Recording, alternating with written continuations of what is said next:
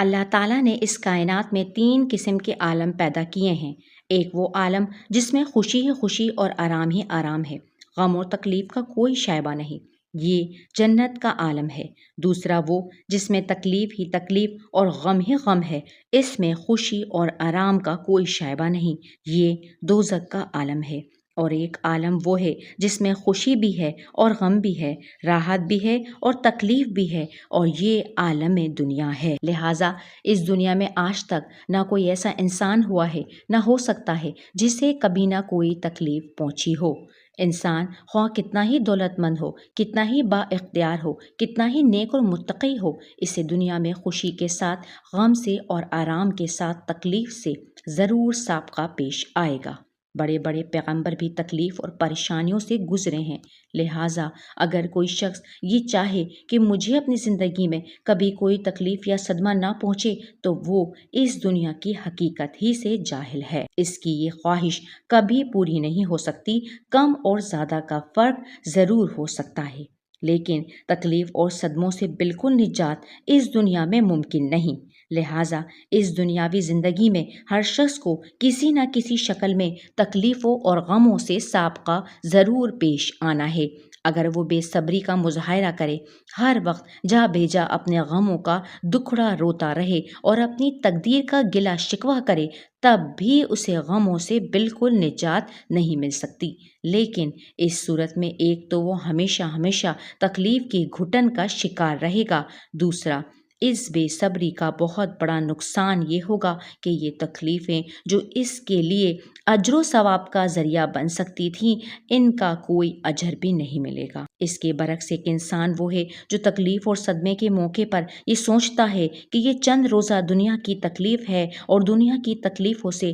کسی کو بھی مکمل چھٹکارا نہیں مل سکتا، اور اللہ تعالیٰ کا کوئی فیصلہ حکمت سے خالی نہیں ہوتا، خواہ اس کی حکمت ہماری سمجھ میں آئے یا نہ آئے۔ لہٰذا مجھے اللہ تعالیٰ کے فیصلے کا شکوہ کرنے کی بجائے اس کی حقانیت پر ایمان رکھنا چاہیے۔ اگرچہ اس تکلیف دہ واقعے سے مجھے صدمہ پہنچا ہے، اس صدمے کی وجہ سے میرا دل بھی امڑ رہا ہے، لیکن مجھے اللہ تعالیٰ کے فیصلے سے کوئی شکایت نہیں ہے، کیونکہ وہی جانتے ہیں کہ میری بہتری کس چیز میں ہے۔ میں انہی کی طرف رجوع کرتا ہوں جو تکلیف مجھے پہنچی ہے اسے میرے حق میں بہتر بنا دیں، میرے دل کو سکون اور تسلی عطا فرما دیں، اور آئندہ مجھے ایسی تکلیفوں سے محفوظ رکھیں جو مجھے بے تاب کرنے والی ہو۔ اس شخص کی اسی سوچ کا نام صبر ہے، اور اس کا فائدہ یہ ہے کہ اس سے انسان کو تسلی ہوتی ہے، بے چینی میں کمی آتی ہے،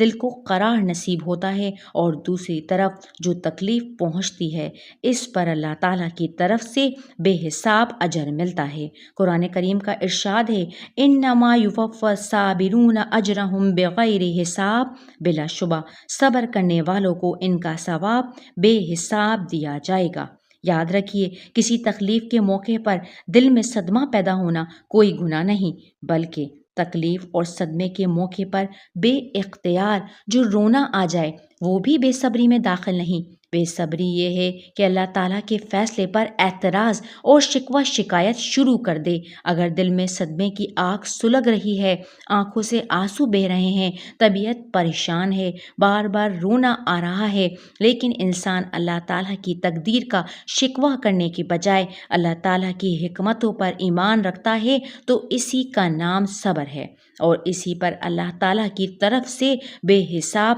اجر کا وعدہ ہے۔ اس صبر کی علامت یہ ہے کہ جب بھی دل میں صدمہ پیدا ہو، انسان زبان سے کہے کہ انا للہ و انا الیہ راجعون۔ جو لوگ صدمے کے موقع پر یہ کلمہ زبان سے کہتے ہیں، ان کے بارے میں اللہ تعالیٰ کا ارشاد ہے، اولئک علیہم صلوات من ربہم ورحمۃ واولئک ہم المہتدون۔ ایسے ہی لوگوں پر ان کے پروردگار کی طرف سے رحمتیں ہی رحمتیں نازل ہوتی ہیں، اور ایسے ہی لوگ ہدایت پر ہیں۔ لہٰذا بزرگان دین نے بالکل صحیح فرمایا ہے کہ صبر 1000 عبادتوں کی ایک عبادت ہے، جس سے انسان روحانی اعتبار سے ترقی کر کے کہیں سے کہیں پہنچ جاتا ہے۔ اور اس صبر کی عبادت کے لیے یہ ضروری نہیں کہ کوئی بڑا صدمہ یا بڑی تکلیف پیش آئے تبھی انسان صبر کرے اور انا للہ و انا الیہ راجعون کہے، بلکہ روزمرہ کی زندگی میں چھوٹی چھوٹی باتیں طبیعت کے خلاف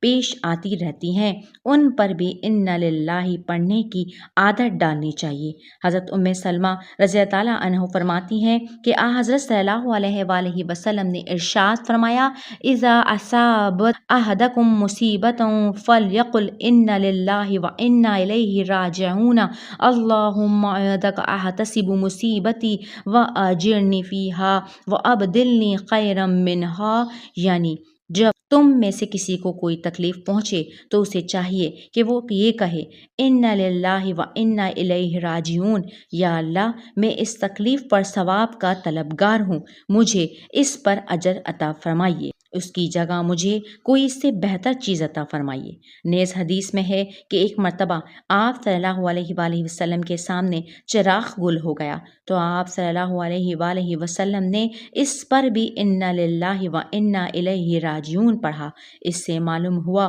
کہ چھوٹی سے چھوٹی تکلیف پر بھی انا للہ پڑھنا چاہیے، اور اس طرح روزمرہ پیش آنے والے چھوٹے چھوٹے ناگوار واقعات پر ہر مرتبہ صبر کی عبادت کا ثواب ملتا رہتا ہے۔ چلتے چلتے پاؤں میں کانٹا لگ گیا، دامن کسی چیز سے الجھ گیا، پاؤں پھسل گیا، گھر میں بجلی چلی گئی، کسی ناگوار واقعے کی خبر کان میں پڑ گئی، کوئی چیز گم ہو گئی، غرض اس جیسے ہر موقع پر انا للہ پڑھتے رہنا چاہیے، اور ایک مرتبہ دل میں اس بات کا اعتقاد جما لینا چاہیے کہ ہر ناگوار واقعے کے پیچھے اللہ تعالیٰ کی کوئی نہ کوئی حکمت ہے، بس اسی کا نام صبر ہے اور اس پر مسلسل بے حساب اجر ملتا رہتا ہے۔ ایک اور بات بھی یاد رکھنے کے لائق